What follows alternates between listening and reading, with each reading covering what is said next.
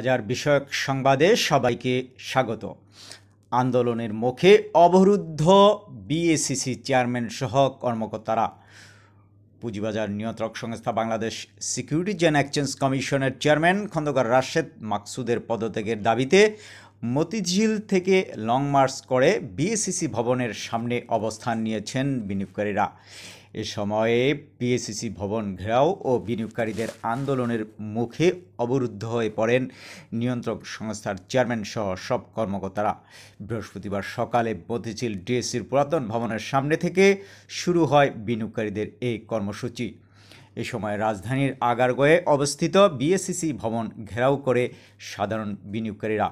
বিক্ষুব্ধ বিনিয়োগকারীরা এ সময় বিএসইসি ভবনের মূল ফটকের সামনে বিভিন্ন স্লোগানে বিক্ষোভ সমাবেশ করেন। ফলে ভবনের মধ্যে থাকা বিএসইসি চেয়ারম্যান সহ সব কর্মকর্তারা ভেতরে আটকা পড়েন। আন্দোলনরত বিক্ষুব্ধ বিনিয়োগকারীরা জানান, বিএসইসি বর্তমান চেয়ারম্যান আওয়ামী লীগের দালাল ও শেখ হাসিনার প্রেতাত্মা, তাকে আজকেই পদত্যাগ করতে হবে। সেই সঙ্গে জালিয়াতির মাধ্যমে নিয়োগ দেওয়া 127 জন ছাত্রলীগ কর্মীকেও পদত্যাগ করতে হবে। এর আগে বুধবার বিকেল 4:30টার দিকে ইনভেস্টমেন্ট কর্পোরেশন অব বাংলাদেশের সামনেও বিভিন্ন সংগঠনের বিনিয়োগকারীরা এবং সাধারণ বিনিয়োগকারীরা একত্রিত হয়ে এই লং মার্চ কর্মসূচি ঘোষণা করেন। সাধারণ বিনিয়োগকারীদের পক্ষ থেকে জানানো হয়, বিএসইসি চেয়ারম্যান খন্দকার রাশেদ মাকসুদের পদত্যাগ এবং পুঁজিবাজারের স্থিতিশীলতা আনয়নের লক্ষ্যে লং মার্চ, মানববন্ধন ও বিক্ষোভ কর্মসূচি পালন করছেন তারা। এর আগে গতকাল বেলা 11:30টার দিকে কিন্তু মতিঝিলের ডিএসসি পুরাতন ভবনের সামনে মানববন্ধন করেন পুঁজিবাজারের বিনিয়োগকারীরা। পুঁজিবাজার সংস্কার সহ ডিবিএ 7 প্রতিষ্ঠানের সঙ্গে বিএসইসি সভা করেছেন। পুঁজিবাজার সার্বিক সংস্কার সংক্রান্ত বিষয়ে ডিএসসি ব্রোকার্স অ্যাসোসিয়েশন সহ 7 সংশ্লিষ্ট প্রতিষ্ঠানের সঙ্গে মত বিনিময় সভা করেছে Bangladesh securities and exchange commission. মঙ্গলবার রাজধানীর আগারগাঁওয়ে বিএসইসি ভবনে এই মত বিনিময় সভা অনুষ্ঠিত হয়। BSEC commissioner Mohammad Mohsin Chowdhury, commissioner Mohammad Ali Akbar, commissioner Farzana Lalarukh, BSEC নির্বাহী পরিচালক সহ সংশ্লিষ্ট প্রতিষ্ঠানের নির্বাহী প্রতিনিধিরা উপস্থিত ছিলেন। এক বিজ্ঞপ্তিতে বিএসইসি এ তথ্য জানিয়েছে। পুঁজিবাজারের সার্বিক সংস্কার সংক্রান্ত বিষয়ে DBA, Bangladesh merchant bankers association, association of credit trading agency of Bangladesh, Bangladesh association of publicly listed companies, financial reporting council, institute of chartered accountants of Bangladesh এবং institute of cost and management accounts of বাংলাদেশের শীর্ষ প্রতিনিধিদের সঙ্গে ওই মত বিনিময় সভা করেন বিএসইসির চেয়ারম্যান।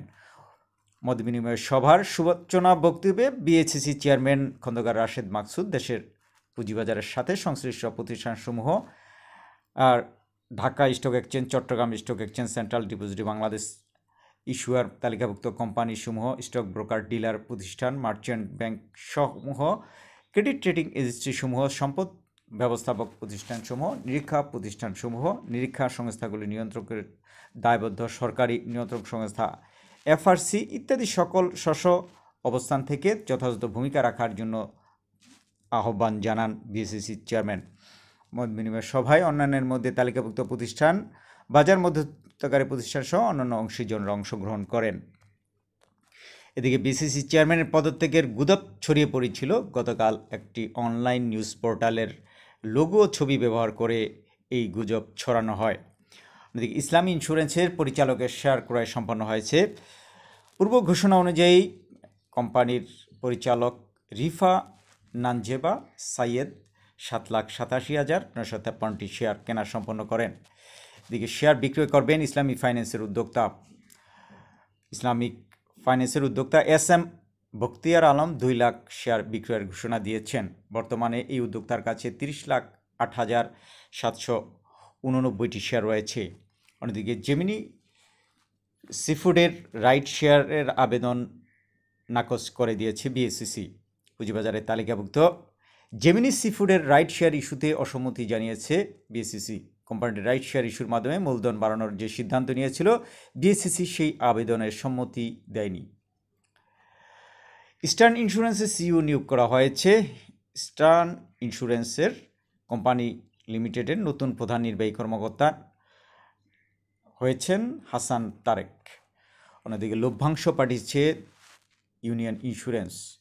সমাপ্ত হিসাব বছরের জন্য কোম্পানিটি 10% নগদ লভ্যাংশ ঘোষণা করেছিল। অন্যদিকে ইবনে সিনা ফার্মাসিউটিক্যাল লভ্যাংশ ঘোষণা করেছে।